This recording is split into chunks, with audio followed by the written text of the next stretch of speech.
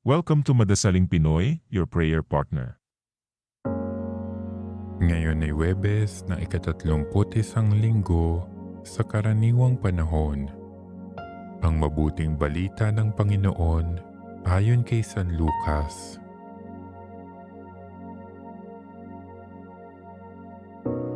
Noong panahong iyon, ang mga publikano at ang mga makasalanan ay nagsisilapit upang makinig kay Jesus. Nagbulong-bulungan ang mga Pariseo at ang mga eskriba.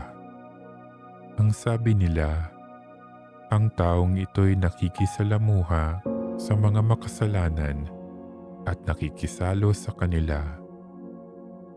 Kaya't sinabi sa kanila ni Jesus ang talinhagang ito, kung ang sino man sa inyo ay may 100 tupa at mawala ang isa, ano ang gagawin niya?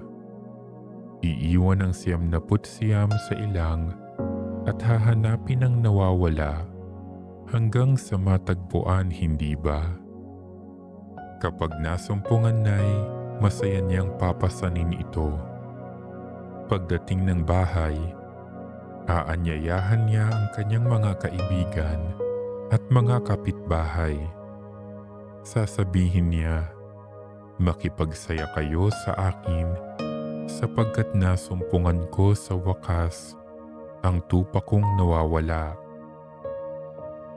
Sinasabi ko sa inyo, magkakaroon ng higit na kagalakan sa langit dahil sa isang makasalanang nagsisisid, tumatalikod sa kanyang kasalanan, kaysa 99 na matuwid na hindi nangangailangang magsisi.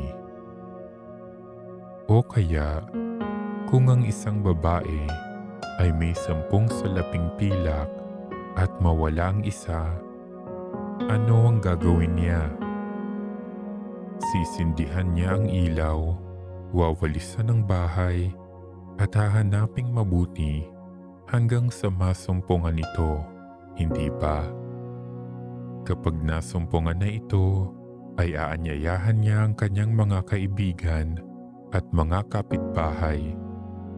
Sasabihin niya, makipagsaya kayo sa akin sapagkat nasumpungan ko sa wakas ang nawala kong salaping pilak. Sinasabi ko sa inyo, gayon din ang kagalakan ng mga anghel ng Diyos dahil sa isang makasalanang nagsisid, tumalikod sa kanyang kasalanan. Ang mabuting balita ng Panginoon.